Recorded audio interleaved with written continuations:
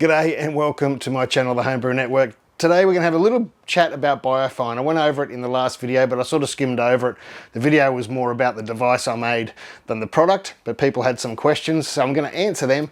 Plus, I got another delivery from Bintani, so we're going to have a look at that. And we might have a sneak peek at the new Spike oxygenation kit. So I guess the first thing I'll say is, a lot of people will ask why you're bothering clarifying your beers. A good clear beer just looks great, unless it's meant to be hazy. But it's more than that. It's colloidal stability. Look, if you don't know what that means, I'll leave a link down below and you can go and have a read. That's just a random link I found. If ever you're going to do any formal training or open up your own brewery or anything like that, you really will do a lot of study on colloidal stability because it's very important. Basically, it's how it will help your beer last, how long your beer is going to last. When you're selling beer, it needs to remain stable when it's on the shelf in the shop. And colloidal stability, that's what that's all about, making your beer last longer. Stay fresher and keep its flavours. That's the main thing for me, stay fresher, keep its flavours.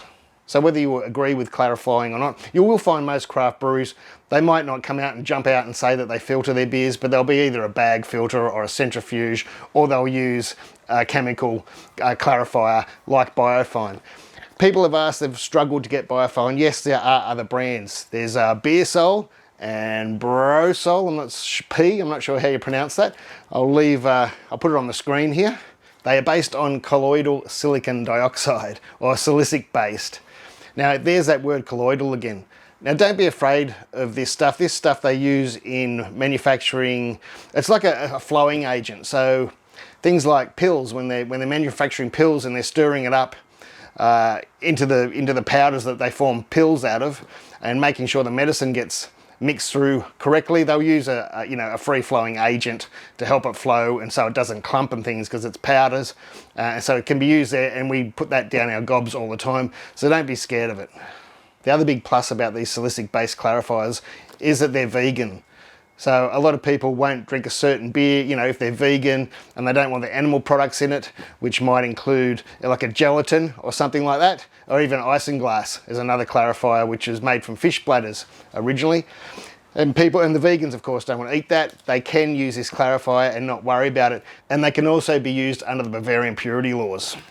Win-win. Some people asked why I didn't fill the keg first and then put it in through the top so it filtered down through the keg. Well, the simple reason is you could do that, no problems at all, but you've still got to mix it in. Like that little 10 mils doesn't magically sort of spread out over the top of the keg and then, evenly go down through it all and mix in and get all the bits and pieces out that you want. So you still got to mix it in anyway.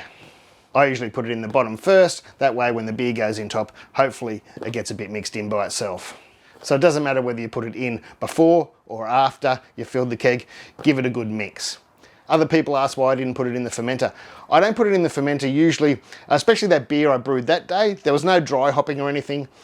It was just an ale. I hadn't got rid of the yeast. It was a vessel where you couldn't get rid of the yeast.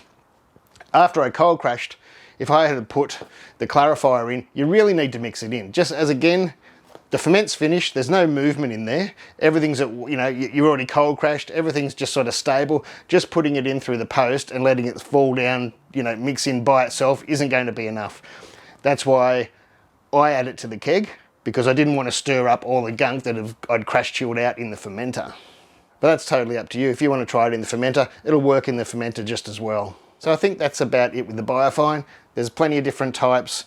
I've explained why I put it in before the beer, but you can put it in after the beer and you can put it in the fermenter, and it is vegan as well. As I mentioned, I just got another delivery from Bintani. Let's have a look at that. So this time they sent me some Joe White's signature ale malt. Last time it was the signature Pilsner malt, and I really, really enjoyed it. It surprised me. Very uniform, great flavour. Yeah, I'm looking forward to trying this. Another little box of goodies. Let's have a look.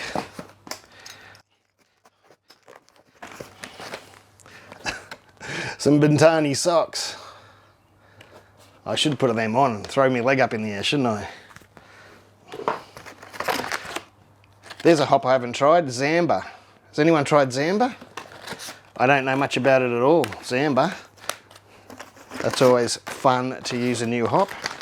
I just had a quick thought while editing this video. Why don't I give away 100 grams of this Zamba hops? So if you're living in Australia, I can only send hops within Australia, I'm sorry. Comment down below, say you want to go in the competition, and I'll randomly select somebody and send it out to you. No problems at all.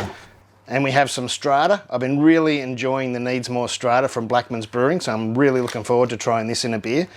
It's a very, very nice hop. Here we go with the pronunciations again. I haven't heard of this one before. I'll say it's New Zealand Tahiki hops. I haven't tried these before. I don't know anything about them, but I'm looking forward to trying them. And some Nectaron. It's getting quite a name in the hop world at the moment. I have used Nectaron before, only briefly. I found, like a lot of the newer New Zealand hops, to keep it out of the boil and throw it in the whirlpool.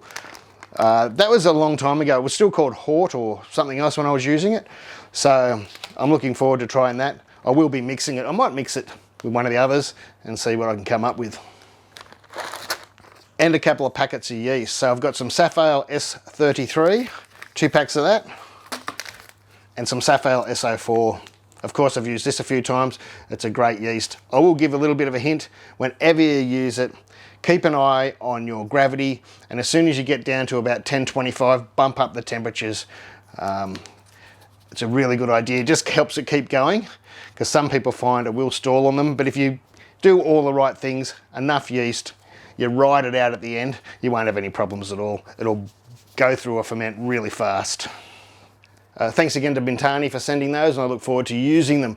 I've still got a few videos from the old Bintani pack they sent me, because it was the Pilsner I brewed, which is the Rattenhund copy. Now they told me to lager it for, and I mean Hop Nation, who made the beer, told me to lager it for 3 months, so I did that, and that's why the videos are taking a little while to come out. I've also used their hops and the signature Pilsner malt in the cold IPA versus IPL video that I've got coming up. Again, I filmed that a while back.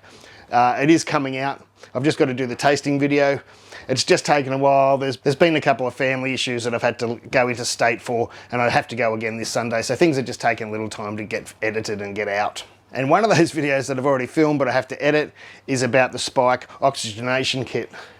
This is a great piece of equipment. As I said, there will be a longer version of this video unboxing and showing the different ways you can use it. But basically it is a very fancy regulator and flow control meter all in one. It uses these bottle of oxygens just like the Bernzomatic bottles, but they're a little bit harder to find, the Bernzomatic ones at the moment in Australia, but they have the Hot Devil ones and they fit it as well. Anyone that's tried these knows you need to regulate them, or you might only get 1 or 2 brews out of it. You really need to know the flow of oxygen and how much to use, and it's not very much at all. We'll go over that in the video when it comes out, but you should get at least 10 batches out of one of these bottles.